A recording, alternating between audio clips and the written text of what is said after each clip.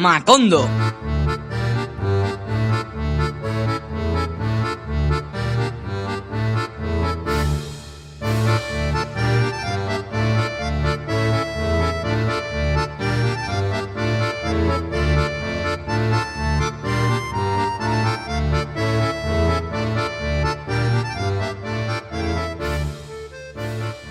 Estem a 1883, a Praga. En aquella època a un imperi segur. Exacte, l'imperi austro-hongarès. En Hermann i la Júlia han tingut un fill, en Franz.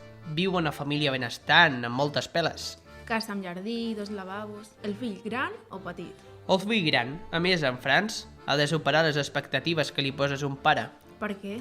El pare sap que és passar gana i no vol això pel seu fill, i menys l'hereu. Home, ha de seguir l'empresa de... Tèxtil, una fàbrica tèxtil. Quants germans? 3 nenes i 3 nens. Han anat a buscar el trio, no la parelleta. Això no s'hauria de treure de context, Però de fills en moren 2. Queden 4. Exacte, molt bé les mates. Franz se sent molt malament, però per la mort dels seus germans. Home, no, es posarà a ballar sobre l'ataúd, no? A més, en Franz està un pèl malalt. El que faltava.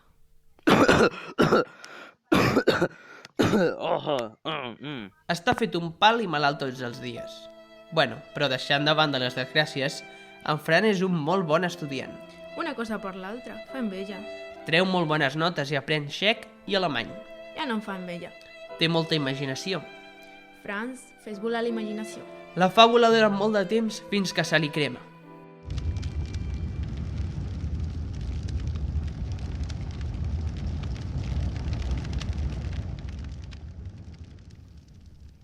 D'utilitzar la imaginació se li crema el cap? No, crema tots els seus escrits.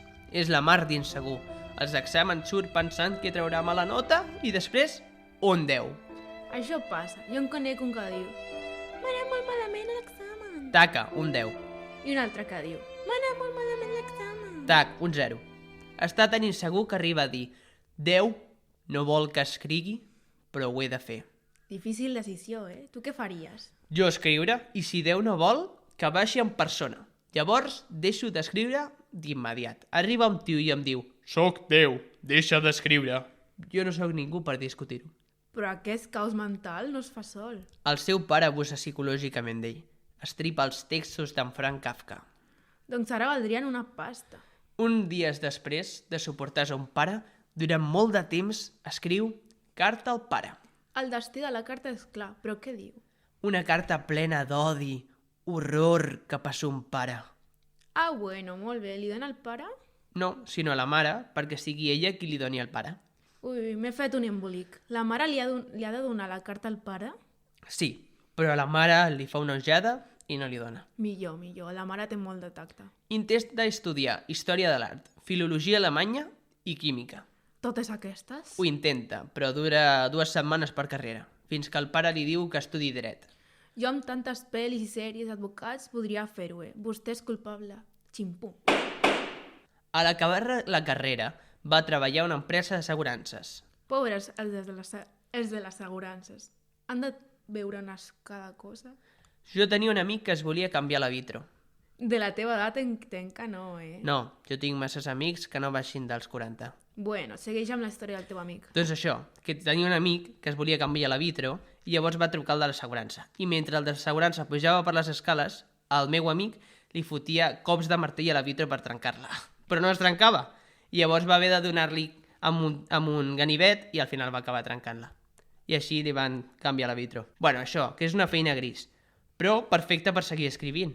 El pare, després de criticar la feina, el treball i els estudis d'en Franz, decideix que és la deshonra de la família. El 1915 publica La Metamorfosi. Però no era d'Ovidi. Amb Ulisses, Aquil·les, Persèfone... Una altra. Aquesta metamorfosi parla d'un home que es converteix en un insecte. Explica com es sent d'insignificant en Franz. Petit. Del tamany d'una mosca. Del tamany d'un mosquit. Exacte, però no hi ha manera. No ho compra molta gent. Els avis, les tietes, els pares... Bueno, el pare no crec, i els col·legues. Està en una depressió de cavall, però arriba la guerra. A les files. Doncs no, perquè el seu treball cal per a la guerra. Però... No em preguntis per què, perquè no ho sé. Un dia s'aixeca cansat. Home, i jo, però què li farem? No s'excusa. S'ha aixecat d'hora. Llavors, normal. Per què matina Franz? Matina per anar a allistar-se a l'exèrcit. Ha passat una mala nit. D'aquelles que t'aixeques amb una gran taca de suor que t'has de canviar el pijama. Quan li fan la revisió mèdica... Aixequi el braç, termòmetre pel cul. Ué, que ja no es fa, que ara són termòmetres de mercuri, molt segurs, res contaminants. Bueno, això, que mentre feien la revisió mèdica li han detectat tuberculosi. Ja tocava. Vull dir que abans era molt normal com ara el Covid, no?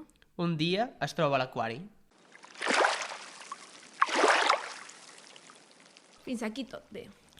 Veu tots els peixets dins el tanc i li fa venir un remordiment per dins. I es fa vegetarià. Doncs sí.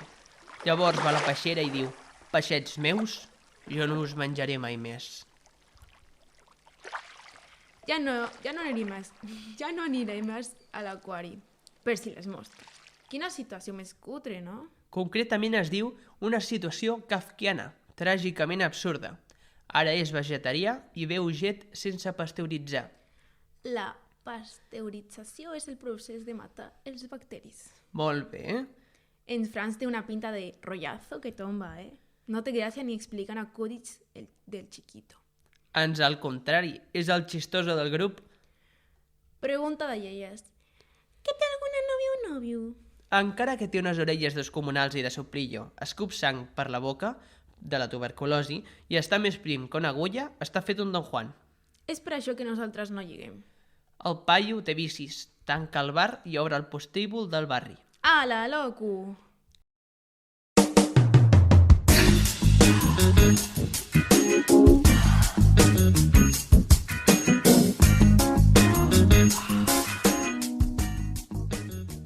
Quan és tancat el prostíbul, té una col·lecció de... Discos, No, pel·lis, No. merchandising, no, revistes. sí, però no Lola, Lara o el Vogue, sinó pornografies. Això no en tenim a la biblioteca. No?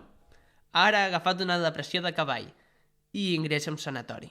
L'any 1924, la tuberculosi l'acaba pagant i mor el 3 de juny. El 3 de juny mor i el 3 de juliol neix, casualitat de la vida. Les seves últimes paraules van ser: vull que em prometis que quan jo mori cremaràs tots els meus manuscrits. Ai, va, però què es va fer? No es Però- va fer al final, sinó perquè Castell, Amèrica o El procés Quin procés? és un llibre d'en Kafka. Ah, pensava que era... Val més no dir-ho. En Max, el seu amic, no va voler cremar-ho. Un paio llest. I les germanes? Encara queden 3. Exacte, moren als camps d'extermini nazis. Bueno, fins aquí la vida del creador del terme Kafka i escritor de la metamorfosis. La de l'insecte, Franz Kafka. Kafka.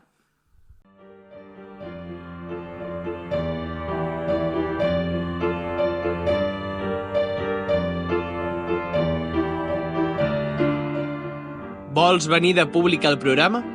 Envia un missatge a @biblio_puigcastellà. T'estem esperant.